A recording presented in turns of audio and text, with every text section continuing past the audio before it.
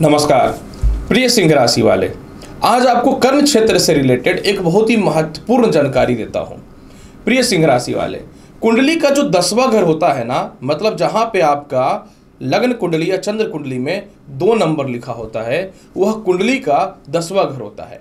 और जो 10वां घर होता है, यह प्रत्येक मनुष्य के जीवन में उसके कर्म क्षेत्र को दिखाता है। मतलब आप नौकरी या व्यवसाय में कितना एक जगह पे स्थिर रहेंगे, या आपको नौकरी व्यवसाय में कितनी कठिनाइयों का सामना करना पड़ेगा, इसको दिखाता है। साथ में ये जो घर होता है, कर्म क्षेत्र में आपकी पद प्रतिष्ठा और सम्मान का दिखाता है। जो आप काम करते हैं उससे रिलेटेड, मैं किसी पर्सनल चीज़ों की बात नहीं कर रहा हूँ। इसके अलावा यह पिता के सुखों को बताता है, क्योंकि कई लोगों को पिता के द्वारा उसे व्यापार में या फिर खानदानी काम समर्पित तौर पे मिल जाती है। तो ये जो कर्म क्षेत्र होता है ना, ये आपका 2 नंबर होता है। आप यहाँ पे देखना, जहाँ पे मतलब 2 नंबर है वो आपका कर्म क्षेत्र है, और इसके स्वामी होते हैं शुक्र। और शुक्र की स्थिति की बात करूं, अगर ये शुक्र के साथ आपकी कुंडली में मंगल कहीं भी विराजमान हो जाए, सूर्य कहीं भी विराजमान हो जाए, राहु कहीं भी विराजमान हो जाए, या फिर बृहस्पति भी कहीं विराजमान हो जाए, तो आप इतना समझ लेना कि आपके जीवन में कर्म क्षेत्र में परेशानियां आ सकती हैं। या इसके अलावा शुक्र जो है आपकी कुंडली में द्वितीय भाव यानी 6 नंबर पे बैठा हो, षष्ठम भाव यानी 10 नंबर पे बैठा हो, द्वादश भाव यानी 4 नंबर पे बैठा हो, या फिर बहुत हद तक 9वें घर यानी 1 नंबर पे बैठा हो, तो इसका मतलब हुआ कि आपके कर्म क्षेत्र का स्वामी ग्रह शुक्र दूषित हो गया। और अगर ऐसे सिचुएशन में आपका शुक्र है, तो आप अपने जीवन में कुछ भी कर ले, पिता से मान सम्मान में दिक्कतें मिलेंगी, व्यापार या नौकरी में एक जगह पे स्थिर नहीं रह पाओगे। इसकी महादशा अंतरदशा में बहुत ही ज़्यादा आपको परेशानियों का सामना करना पड़ेगा। मतलब अगर आपकी कुंडली में इस प्रकार का योग है, तो मैं यही बोलना चाहूँगा कि जीवन भर सचेत रहें और अपने लिए जीने का कोशिश करें। अगर आपकी कुंडली में ये चीज़ है, तो आप कभी ना सोचें कि मुझे कर्म क्षेत्र के बाद क्या फल मिलेगा। बस आप अपने कर्म क्षेत्रों पे पूर्ण रूपेण कॉन्सेंट्रेट करके लगे रहें, आपके लिए बेहतर रहेगा। अगर आप स्थिरता नहीं रखते हैं, तो आपका काम कभी भी स्थिर नहीं रहेगा, और ना पिता से और ना सीनियर अधिकारियों से और ना सरकार से सम्मान मिलेगा, क्योंकि ये सरकार का भी स्थान होता है। नमस्कार प्रिय सिंह राशि वाले, 1 मई से लेकर के 31 मई का संपूर्ण भविष्यवाणी लेकर के मैं एस्ट्रोलॉजर रवि गुप्ता आपके समक्ष प्रस्तुत हो गया हूं। ये जो वीडियो है चंद्र राशि पे आधारित है, लेकिन किसी किसी को अगर चंद्र राशि नहीं पता है, तो आप नाम राशि के अनुसार या लग्न से भी इस वीडियो को देख सकते हैं।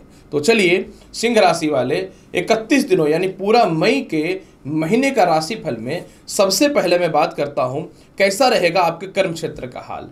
सिंह राशि वाले, आपके कर्म क्षेत्र के स्वामी जो है शुक्र है, और ये 2 मई तक जो है कर्म क्षेत्र में विराजमान है। कर्म क्षेत्र का मालिक अगर कर्म क्षेत्र में बैठ जाए, तो मालव्य नामक राज्य को उत्पत्ति कर देता है। यानी 2 मई तक कुछ कुछ स्थितियों में तो बहुत हद तक सुधार देखने को मिलेगा, परंतु ऐसा नहीं है कि कर्म क्षेत्र का अधिपति अशुभ पोजीशन पे जा रहा है। वो मिथुन राशि में 2 मई के बाद जाएगा। मतलब 2 मई से 15 मई के मध्य में नौकरी और व्यापार में सामान्य तौर पे स्थिरता बनी रहेगी। कुछ बहुत ज़्यादा बदलाव के बहुत ज़्यादा बेहतर ऑप्शन देखने को नहीं मिलेगा। लेकिन 15 मई से सूर्य मेष राशि को छोड़ करके कर्म क्षेत्र में चले जाएंगे, यानी वृषभ राशि में, और सूर्य आपकी कुंडली में राशि के स्वामी और लग्न के स्वामी होते हैं। जब लग्नेश का प्रबल होना आपकी कुंडली में कर्म क्षेत्र को बढ़ाएगा, यानी 15 मई के बाद नौकरी व्यवसाय में जो तनाव या परेशानियां थी या नहीं लग रही थी, वह सॉल्व होता हुआ दिखेगा। और 15 मई से बुध भी मार्गी हो जाएंगे, और 14 मई से बुध उदय हो जाएंगे। तो मतलब 14 मई के बाद नौकरी व्यवसाय में अच्छे बदलाव के ऑप्शन भी आपके जीवन में दिखने प्रारंभ हो जाएंगे। अगर मैं बात करूं कैसा रहेगा आपके जीवन में विदेश यात्रा का हाल, आपके भाग्य स्थान पे वर्तमान समय में राहु, सूर्य, बुध और बृहस्पति विराजमान है, जो निश्चित तौर पे विदेश यात्रा के लिए बहुत ही लाभकारी स्थितियों को दिखाने वाले हैं। लेकिन लग्नेश द्वितीय सौभाग्य से अगर प्रबल हो जाए, तो विदेश जाने की संभावनाएं बढ़ती हैं। उसी तरीके से 10 मई से द्वादश मंगल हो जाएंगे, और द्वादश स्थान का कोई भी ग्रह अगर नीच का होता, अशुभ होता है, तो विदेश यात्रा के लिए लाभकारी होता है। यानी आपके जीवन में 10 मई के बाद विदेश यात्रा के योग बनने धीरे धीरे प्रारंभ हो जाएंगे। लेकिन सबसे महत्वपूर्ण फल यहाँ पे उस समय मिलेगा जब द्वितीय बुध जो है यह 14 मई से उदय के साथ 15 मई से मार्गी हो जाएंगे। यानी आपके जीवन में 10 मई से विदेश जाने का योग बनेगा, विदेशों से एक्सपोर्ट इंपोर्ट का योग बनेगा, परंतु इसका लाभ आपके जीवन में 14 मई के बाद पूर्ण रूपेण मिलना प्रारंभ हो जाएगा। अगर मैं बात करूं सिंह राशि वाले आय की स्थिति कैसी रहेगी, आय कारक आपकी कुंडली में बुध है और बुध जो है धन के भी मालिक होते हैं आपकी कुंडली में। धन मतलब अचानक मनुष्य जो अपने जीवन में धन कमाता है। तो आपकी कुंडली में आय स्थान कारक वर्तमान समय में वक्र अवस्था में है और 14 मई से यह जो है उदय और मार्गी भी हो जाएंगे 15 मई से। मतलब एक बात तो कन्फर्म है कि 14 मई के बाद आपके जीवन में इनकम का सोर्स जबरदस्त बढ़ेगा, जो इन दिनों थोड़ा शांत अवस्था में चला गया है। परंतु सबसे महत्वपूर्ण समझने वाली बात यह है, क्योंकि शुक्र आपकी कुंडली में पराक्रम के भी अधिपति होते हैं, तो 2 मई से शुक्र आय स्थान में भी जाएंगे। यानी 15 मई के बाद आपके इनकम के सोर्स तो निश्चित तौर पे बढ़ेंगे, लेकिन 2 मई के बाद जहां जहां आपके पैसे फंसे हुए थे, भाई बहनों रिश्तेदारों के पास या पिता से कुछ पैसे लेने थे या पहली नौकरी जहां छोड़े थे वहां से कुछ पैसे वगैरह निकलने थे, तो 2 मई के बाद ऐसे सोर्स बनने धीरे धीरे चालू हो जाएंगे और एक्स्ट्रा इनकम के भी सोर्स 2 मई के बाद चालू होंगे। लेकिन मोटा आय का सोर्स जो है आपके जीवन में वह 15 मई से बनना चालू होगा, जब धनेश प्रबल हो जाएगा, जो अचानक धन के योगों को बढ़ाएगा। जो मनुष्य के जीवन में अचानक धन मिलता है वही सबसे लाभकारी होता है। और आपके जीवन में 15 मई के बाद जो धन संचय नहीं हो रहा था, खर्च हो जा रहा था, कोई मोटा इन्वेस्टमेंट जो आप कहीं नहीं कर पा रहे थे, वह होना चालू हो जाएगा। और 15 मई के बाद ही लॉटरी सट्टा शेयर मार्केट्स के आपके पूर्ण रूपेण धन की प्राप्ति भी होनी चालू हो जाएगी।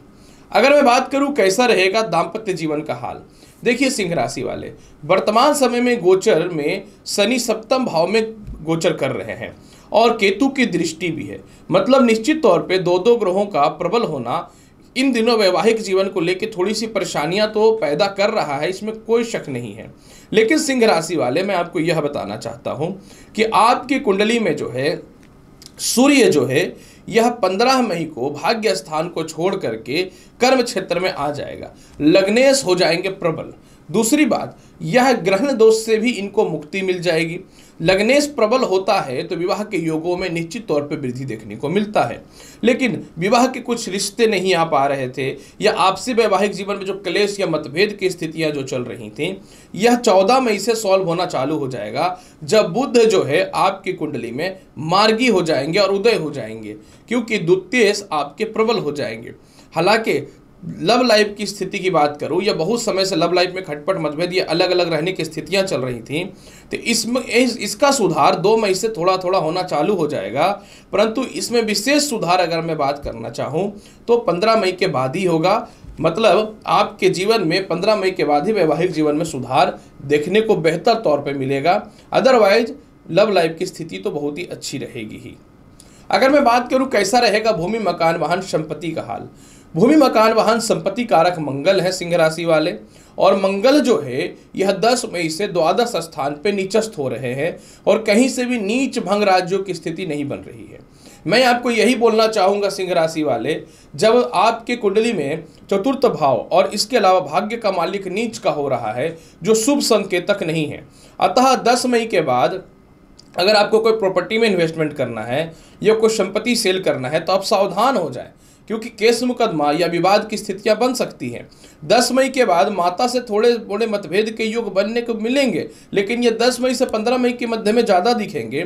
15 मई से जब सूर्य कर्म क्षेत्र में आएंगे तो अपनी 7वीं दृष्टि से 4th भाव को देखेंगे।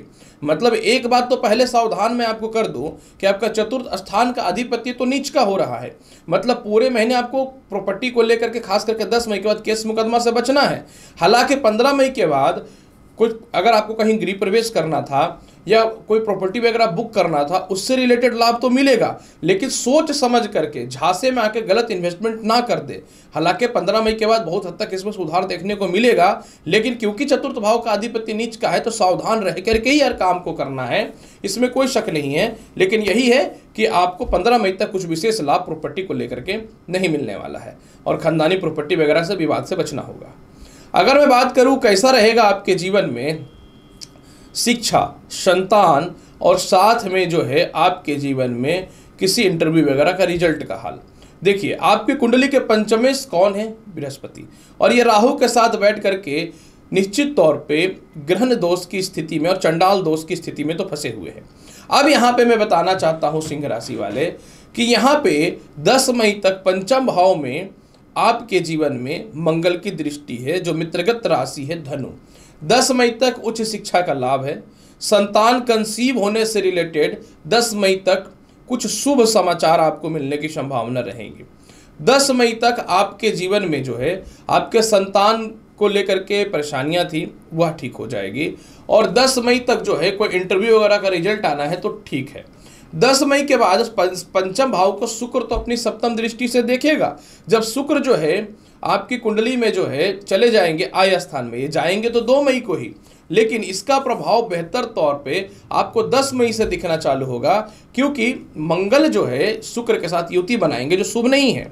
तो आपके जीवन में जब मंगल द्वादश हो जाएंगे और वहां पे शुक्र के सिर्फ सप्तम दृष्टि पंचम भाव पे रहेगा, तो आपके जीवन में शिक्षा के योगों में थोड़ी वृद्धि देखने को मिलेंगी, लेकिन वो स्थिरताएं नहीं रहेंगी जो 10 मई तक रहेंगी।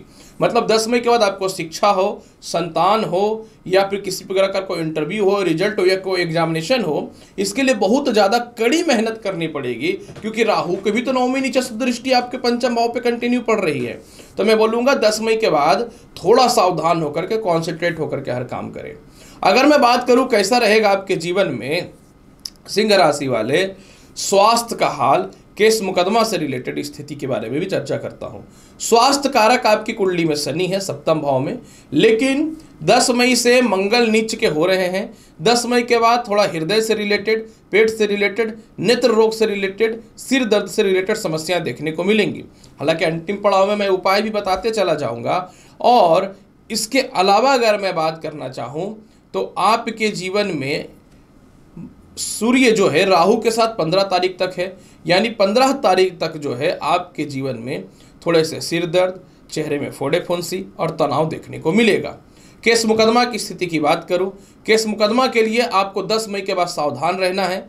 10 मई के बाद सिंह राशि वाले केस मुकदमा का बहुत ही प्रबल योग है, वह संपत्ति से रिलेटेड हो या किसी प्रकार से भी हो, तो पूरे महीने केस मुकदमा से लेकर के बचना है। और 10 मई के बाद मोटे खर्च का इन्वेस्टमेंट भी हो सकता है, या लोन या कर्ज बढ़ सकता है, इसमें सावधान रहना पड़ेगा आपको। उपाय के तौर पे देखिए क्या करना चाहिए। उपाय के तौर पे 10 मई के बाद कंटिन्यू हनुमान चालीसा का पाठ प्रारंभ कर दीजिए। 10 मई तक जो है मंगल और शुक्र की युति रहेगी, तो ओम शुक्र शुक्राय नमः मंत्र का जाप करें। 10 मई तक किसी भी सिचुएशन पे अगर आप किसी भी रिश्ते में हैं, वो एक्स्ट्रा मैरिटल अफेयर हो, लव रिलेशन हो, या कोई भी रिश्ता हो जो बाहर का हो, इसमें बहुत ही ज़्यादा सावधान रहना चाहिए आपको, तो आपके लिए बहुत ही ज़्यादा बेहतर रहेगा। हालांकि 5 बार प्रत्येक दिन गायत्री मंत्र का जाप करना आपके लिए बेहतर रहेगा सिंह राशि वाले। तो प्रिय सिंह राशि वाले, कैसा रहेगा मई का महीना, इसकी संपूर्ण और विस्तृत जानकारी मैंने आपके समक्ष प्रस्तुत कर दिया। उम्मीद करता हूं कि बताई गई जानकारी से पूर्ण रूप से संतुष्ट होंगे। चैनल पर नए हैं, लाइक करिए, शेयर करिए, सब्सक्राइब करिए। मिलता हूं अगली वीडियो में और महत्वपूर्ण और ज्ञानवर्धक जानकारी के साथ। तब तक के लिए नमस्कार, अच्छे से रहिए, धन्यवाद।